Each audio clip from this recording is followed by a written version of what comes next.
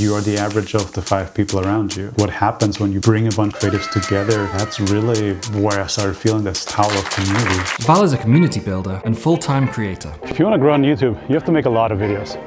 At least it's common advice. He moderates some of the largest creator communities and is building a hub for creators in Europe. And that's what I want to build here in Vienna, a group of people that call themselves creators. He's also the reason I have the support and friendship of many like-minded creatives. Hey Aidan, what's up? I was watching the episodes, which I'm really enjoying, by the way. But it got me thinking, are you going to do one on your space? I thought about it, but it's kind of awkward just talking about myself. Yeah, I suppose so, but I have an idea.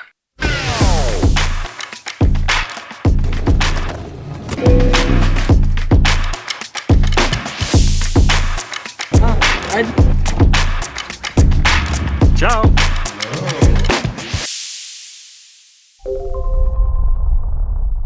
How did you get started in the creative space? I know that you were over here and you're into cameras, but walk me through what happened. How did you get into cinematography, into creating? The thing for me is I grew up with this. I grew up in a very creative household. My dad was a cameraman. He had a production company, and the deal was always me and my brother would take over that company at some point. That didn't work out in that way, economics, whatever.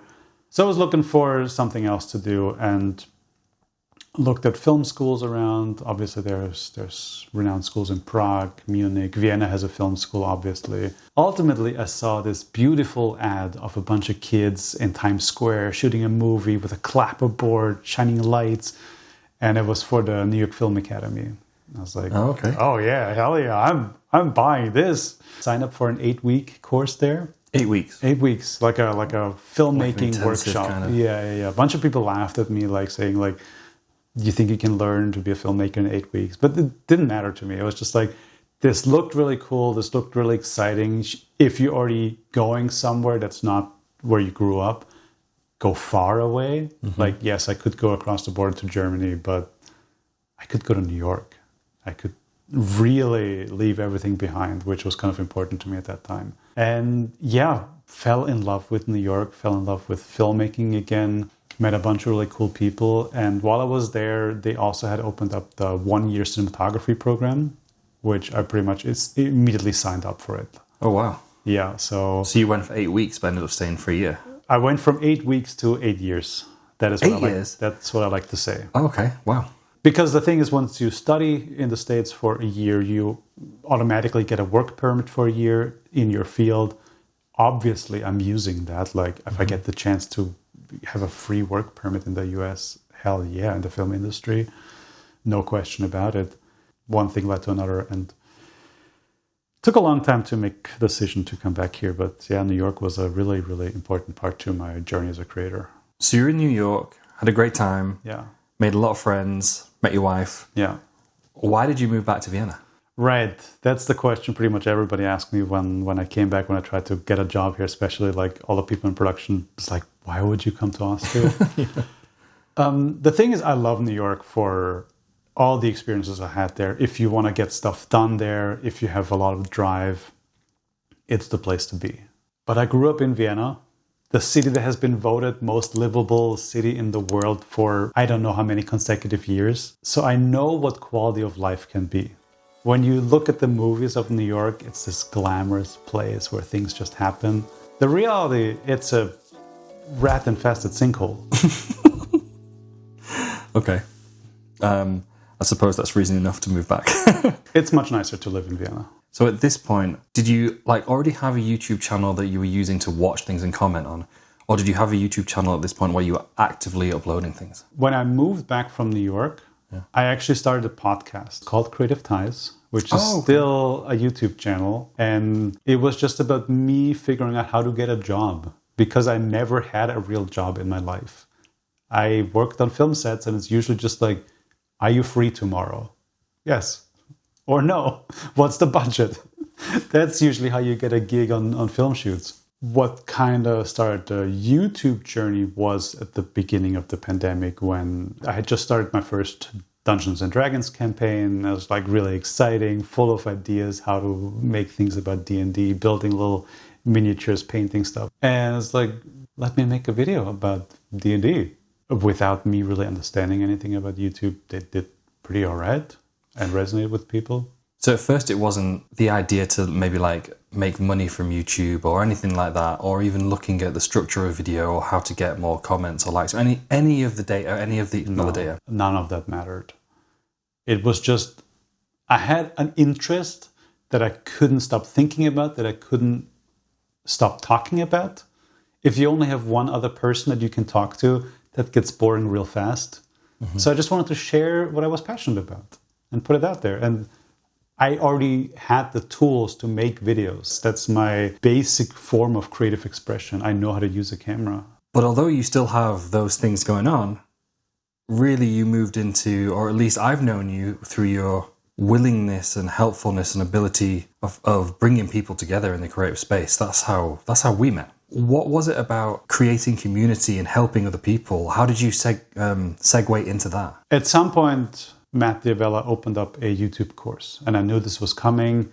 And already before he even announced it, I knew I was going to take that course. What I didn't expect, that there was a community element to it. And because of the global situation that we were in, and just instead of checking social media, every morning I just like opened up Slack and saw what's new, started talking with people, formed connections.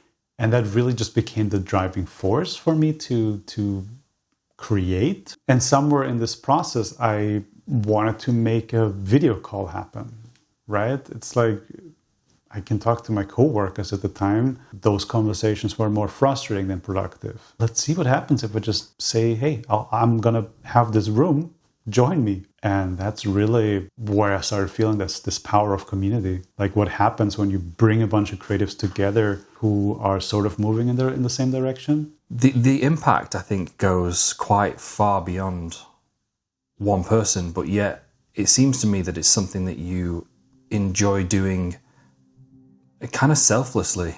The thing that I've learned is it just needs one person to take initiative. Mm-hmm. We all have this feeling of we want to connect with somebody, but not everybody is comfortable initiating that. There's this like self-preservation of like, I don't want to embarrass myself. I don't want to feel like an idiot. All these layers, right, of mental safety that we build up. But I already felt so comfortable in that group that it was just like, yeah, hell yeah, and build your inner circle. Like that saying of you are the average of the 5 people around you. Mm. Do I want to be like my coworkers in marketing?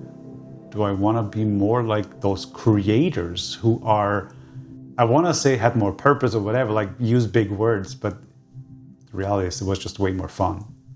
Yeah. Right? Also the energy that you pull from people. Yeah. I mean, we're tribe animals by evolution, right? Exactly. So we need to sort of be around people, but if you're around people who don't vibe the same as you, then that affects you. And if you've not got those motivated, engaged, creative people around you, well, then you might start to lose a bit yourself. Yeah, you said earlier, I do this quite selflessly, but it is selfish. Really. I feel good doing it. And it gives me so much joy, not just to have conversations, virtually, digitally, in person, with other creatives, but what is even more fun to me is when I hear stories of like, oh, I talked to Rania and she's become my accountability buddy, and because of this, we did that. It's like, awesome. I love it. I've brought 2 people together who live on completely separate continents. They formed a bond and now they can be more creative. Like, what's greater than that? Absolutely, dude. And if you found something that brings you fulfillment and purpose, but then also helps others, I mean, you're definitely en route to your ikigai, for sure. Yes. Okay, so how's it going now? Do you make like a living from YouTube, or do you do like video work on the side? Or I make a little bit of money from YouTube, yes, through AdSense and some channels. The main bulk that's been financing myself being able to call myself a full-time creator is actually the Austrian government to varying degrees. Okay. Vienna specifically has a bunch of grants for creative projects, for new media projects. They want to enable things that wouldn't be possible without them. Yes. In the hopes that this will grow to like a real driver of the economy. And I was lucky enough to make somebody believe that what I'm doing is worthwhile and can be a business, which I already see it will be. It's just a matter of time. And having this support structure here is really, really helpful, and also something that you just don't have that way in the US. From all the creators I know, you're definitely one of the busiest. What do you do to like detach? Because I guess it's important to do the work, but how are you recharging? Okay, first of all, it's fascinating to get this outside perspective, because ultimately I feel like I'm a very lazy person. Oh, really? I don't do enough. But the best version of myself goes outside for a walk. The reality often is just binging media. I watch a lot of YouTube, because then again, also all the things that I watch then inspire me again to make stuff. So it's this like weird loop of like making. Oh, I gotta take a rest. Okay, let's recharge. And then at some point I see something, it's like, ooh, I can implement that. Or that made me think about something differently. So. And with all your knowledge around YouTube and around creators and the creator economy, if you were to start over again from scratch, what would you do differently? If I would start over, I would start with a really clear purpose of what I want to make for who I want to make it. Or not even, maybe not less so for who, but what do I want to get out of it? What is the point of publishing? But for a lot of people, that is already way too much to decide if they haven't made anything. If you don't already have a long experience of creating media, that answer is impossible to answer. So is it worth at the beginning not to focus too much on the what or the how, but instead consider the why? Sort of, yes. The why is a really important question that also I don't think can be really answered at the beginning. You need feedback. One thing that is really, really missing from being creative online is a rehearsal space. So if you think of a band, right? Just practicing, just putting in the reps and developing who they are as a band, as a creative force. And now the expectation is, I'm going to make a video. I'm going to put this on YouTube. Everybody can see how many people have seen this. And that is a measure of success. There is no space where I can do this without being evaluated right away. And that connects back to the community, to having this safe online space, in our case, where you can show unfinished work, where you can like, does this make sense? Could this be better? If you want to dive deeper into what inspires creators, I got just a thing for you. The Orbit newsletter.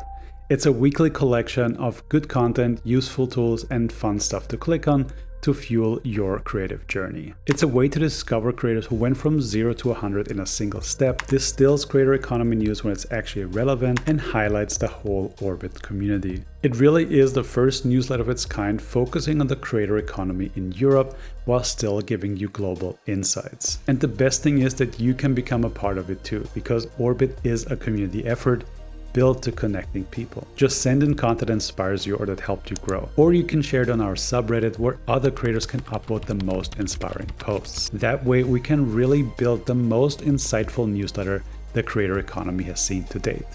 And maybe one day we can share your story, from being somebody with a dream to becoming the person leaping ahead by just taking one single step. So whether you're an aspiring content creator, a seasoned professional, or somewhere in between, the Orbit newsletter is your weekly dose of inspiration, giving you a fresh perspective. To sign up, simply check the link down below. I am so excited for you to become part of this community. And now let's get on with the show, because I'll see you in your inbox. I guess I've got an idea of what success would mean to you with Orbit in terms of being a show with multiple seasons and gaining a larger budget and going all around Europe. But is that what success looks like to you for the show? The ultimate goal of Orbit is to really become a driving force in the European creator economy. There are so many interesting people here who are doing things differently, who are not the next Mr. Beast, and that's okay. But they have other qualities that are really valuable to people. Are you interested because you're based here or because you think Europe's underrepresented? It's not about being underrepresented. I mean, yes, it's because I'm here, but in this development phase, it's always a question, how are you different? And I can say I'm different because I talk to smaller creators. I can be different because we ask different questions. But this geographical component is just something I found is... There is no show for these people.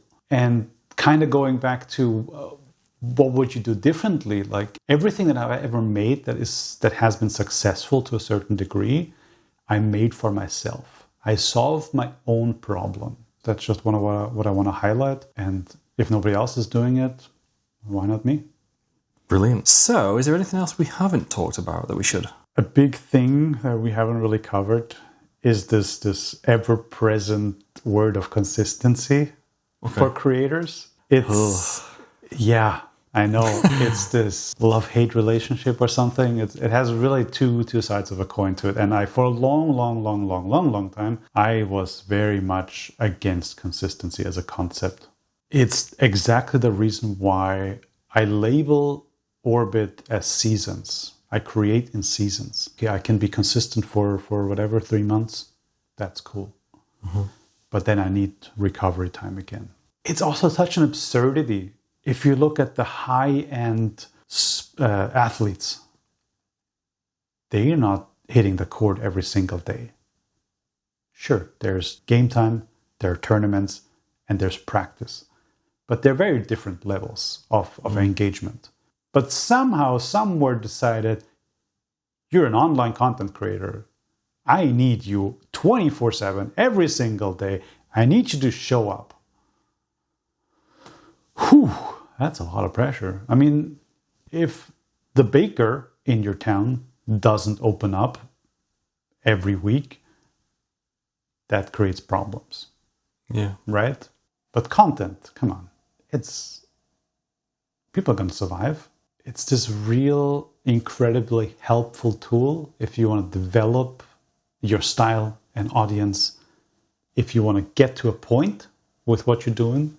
But it's also this thing that can be incredibly detrimental to your output because you end up putting stuff out just to put things out. Mm-hmm. And imagine like going back to that really simple visualization of the baker. Imagine the baker just ends up putting out raw slabs of dough because the point was to have something on the shelf. Yeah, but no, I want my bread. It's like, sorry, this is what we ended up with. We had 7 days and this is what we ended up with, man. Yeah, it's hard, man. I think it depends on what you're doing as well. Like if you've got a studio set up and you're in that environment, then it's kind of easier because everything's set up and you are always sat in front of the camera in that one spot and you're maybe just talking to camera. Yeah. Maybe you don't even have any B-roll, depending on what it is. Yeah. Whereas something that I do, or like the things that you do, you have to travel around to the different places. It's like, it's totally dependent. Then there's external variables. Like, when are they free? What are they doing? Yeah. When am I going to be able to film that stuff? And then you've got to get back and then... And over time, it gets easier, for sure. But it's definitely the beginning. Don't worry about consistency. Yeah. Make something you enjoy and put it out whenever. And there's so many good examples of people who just publish when it's ready. I think there is, but at the same side, just playing the other side here, if it's never ending when you can finish the project or finish the video, I think that can be a bit detrimental too, because there'd be some things that never get finished because you don't have the... Yeah. You know, I think what you're doing with the season approach, by having all these episodes come out within this time period, it's a really unique... I've not heard anyone do it before. It's really unique. I can give you the inside scoop of Orbit. I had planned to launch this season already 3 times before I actually did it. Oh, okay. And I just never ended up committing to it. And it's just like, okay, we'll push back the deadline from spring to summer. Summer's not good, I'm traveling. Push it back to fall, right? And ultimately, I did launch it in September because of, a really stupid, simple mind trick. I had a session with my coach and I told her, if I haven't launched by the time we meet each other next time, you can come up with a creative punishment. Nothing that hurts, but just like, I don't know, something. And just saying that out loud created commitment for me to do it. That deadline became a non-negotiable. Mm-hmm. And easier said than done sometimes, but totally correct. Yeah. Thanks for being here, man. Thanks for having me, dude. Yeah. It was a lovely chat. It was awesome to see the space in person. Oh, power. Sweet. We filled up all the memory cards, man. If you enjoyed this episode, don't keep it to yourself. Share this video with a fellow creative to support their journey. We're all about highlighting and connecting creators in Europe and beyond. And if you want a chance to shine on one of the future episodes, check out the survey link down below. I'm always excited to meet new creators.